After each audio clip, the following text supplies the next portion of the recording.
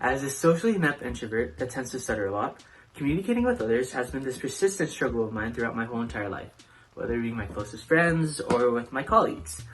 I have difficulties properly conveying my thoughts accurately and precisely with them.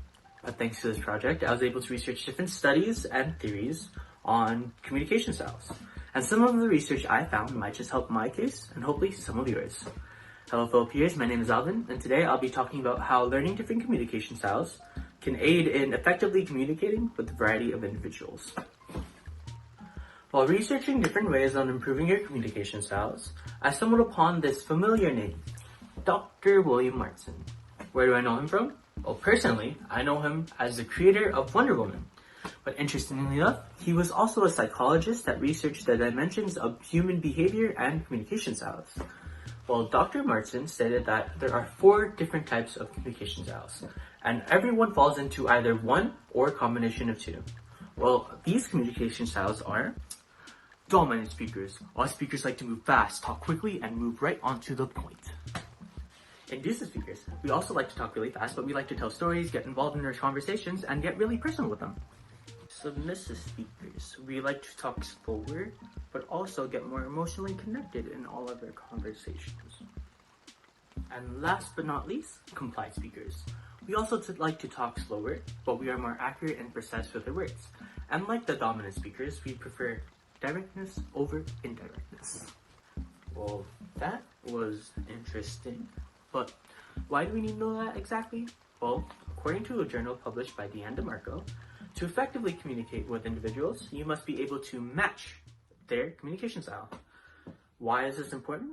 Well, because A, it grabs their attention, and B, you're giving them information the way they like to receive it. Well, how do we do that exactly though? Well, with us direct speakers, you must show that you know what you're talking about. Be firm, be direct, and be simple, but also be respectful.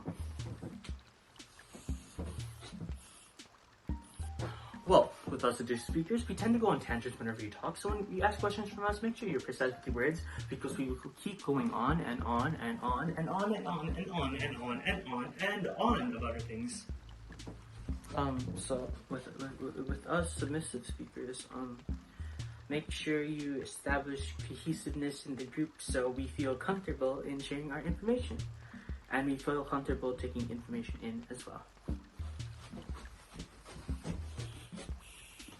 And finally, with us compliant speakers, just make sure you're accurate and factual, and check in on us, because sometimes we wing it when we don't understand what you said. Now, with this newfound information, we can accurately communicate with anyone we want to. But the only flaw in this strategy is, first, we have to find out what their communication style is. But that can be easily found out over time through communication with them, and you just get used to it.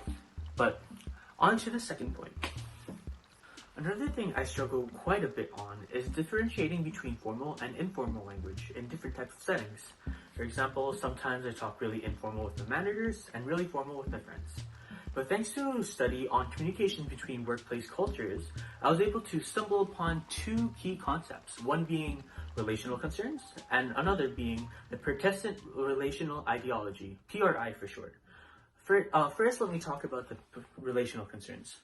Basically, relational concerns is the preservation of your relationship with a different individual.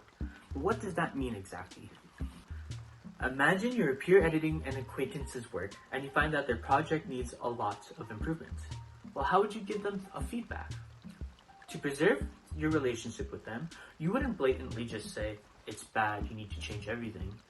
To preserve your relationship with them, you would be a bit more indirect as to not alter their view of you. In essence, the more a workplace values relational concerns, the more indirect the overall feedback would be given to each other. Now, how does relational concerns relate to the persistent relational ideology? Well, according to the ideology, it deems relational concerns as inappropriate in workplace settings, meaning that they'd rather have direct information over indirect, just to ensure efficiency over confusion.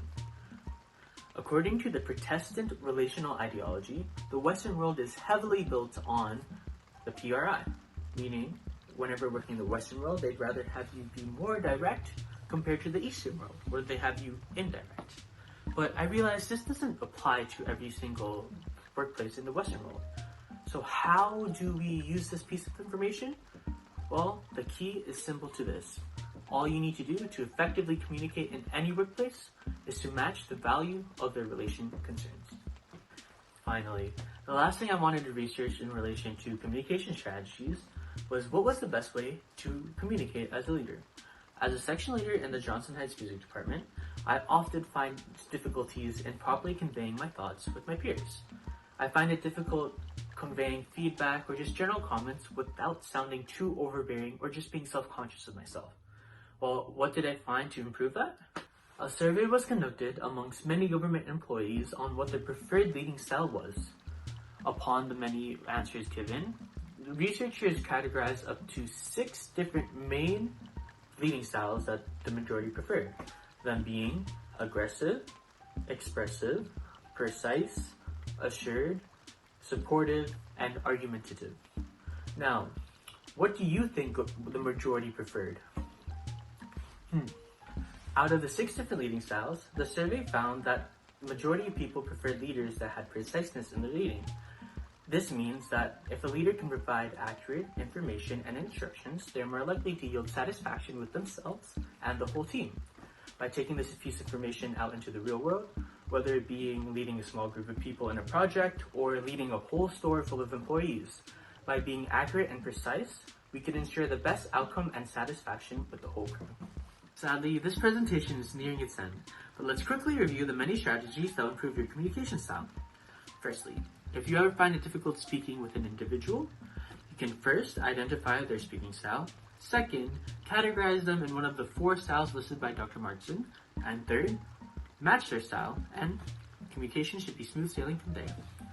Secondly, if you find it hard to communicate in a workplace, like the first advice, first identify what type of environment it is. Second, identify how much they value relational concerns.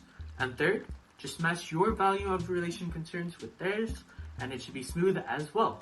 And finally, if you ever find yourself in a situation that requires you to lead, the best way to handle it is to communicate with preciseness and accuracy.